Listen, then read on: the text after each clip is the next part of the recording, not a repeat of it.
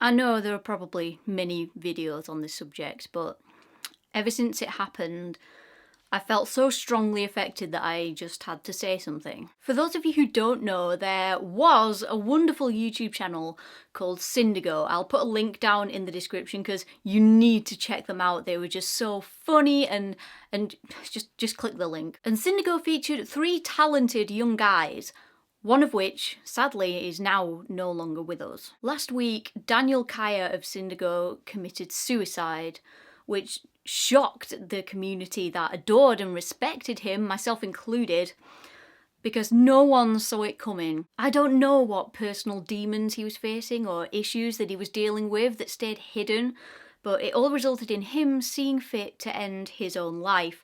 And not only is this a horrible tragedy that has caused a lot of grief in the community and is still causing a lot of grief, it made me feel as though we as a human race have failed. Let me expand on this. We keep saying that society is getting more understanding and sensitive, and maybe it is in some respects, but it's not enough. Daniel is just one of a horrifically, stupidly large number of people who've died because they felt so lost and helpless in their lives that they didn't deem their existences to be of importance to this world and needed someone to reach out to them and just say the right thing. And that number is only going to keep rising unless we stop living such self-absorbed lives. Of course, our lives are about ourselves and we should work to make sure that we're happy and treated right, because that's just fair, but as a society, we are responsible in a certain respect for making sure that others get the same treatment. I'm not saying that we should pander to the purely selfish demands of other people, nor should we let ourselves be taken advantage of or feel as though we as individuals have to personally save every single life on this planet. But like I've said before,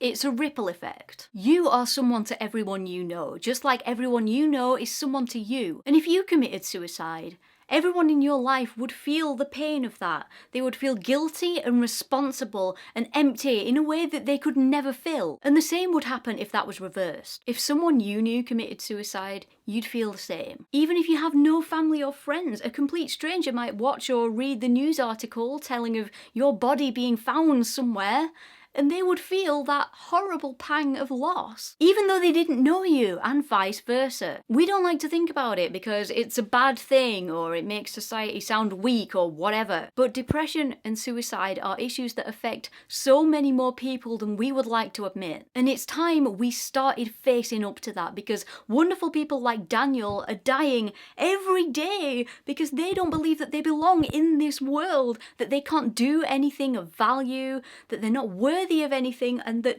no one will miss them when they're gone. But everyone hearing that would have the same reaction. It's not true, right? Everyone belongs in this world. That's why they're here. Everyone is capable of contributing something of value to the world. Everyone is worthy of wonderful things, and everyone's life would leave an indescribable sorrow in at least one person's heart if it were to be snuffed out in such a way. It's about time these people started hearing these things. Yes, there are therapists and medications and hotlines and support groups, but so many people never make it to those things. Maybe they're too ashamed to admit their depression.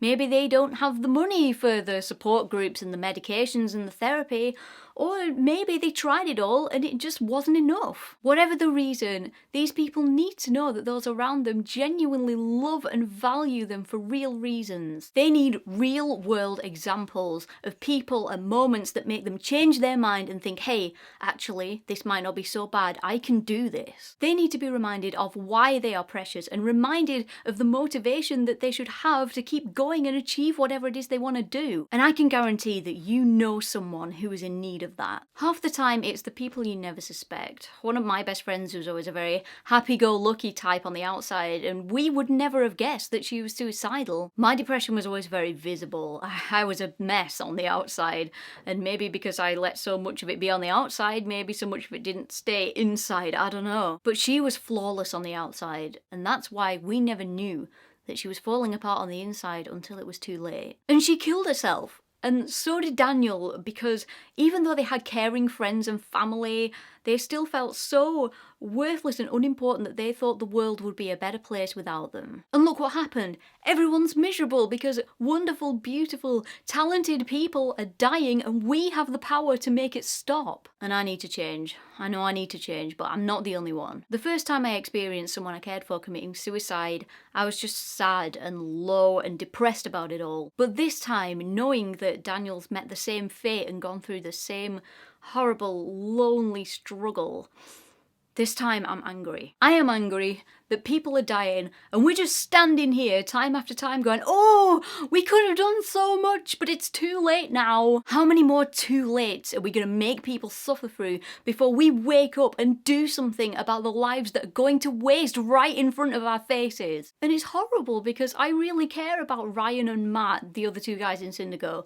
and Markiplier and all of Daniel's friends and family, and I never wanted them to know what it feels like to have someone they care about commit suicide, because it's so painful in a way that, yeah, it gets better with time, but it never goes away. It never goes away, and I never want anyone I care about to be able to relate to me on how that feels.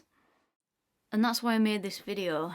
To tell everyone that you need to take notice of the people in your life, and if you cherish them, tell them, and tell them exactly why you think they're a great person, because if you just interact with them in their everyday conversations and nothing more, and just assume that they're okay, you might lose them forever and then feel like a monster for not having done something when all it took was just a few words. Never just assume that someone's alright just because they look okay on the outside. It's an amazing thing to have a connection to another person that means something, no matter how small it might be, so don't waste it because you have no idea how much that person might really need one little sentence that might change their minds about suicide. We cannot take each other for granted anymore.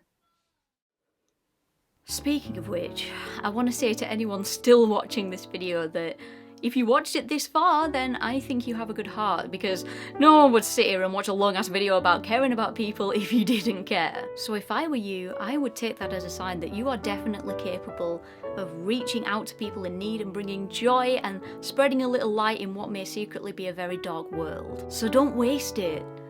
Just be brave and throw the first stone. The ripples will take care of themselves. If we could live in a world where every single person in it continually shared compassion with everyone they met, I think there'd be a lot less unnecessary death. Let's keep working and hope that maybe one day we can achieve that.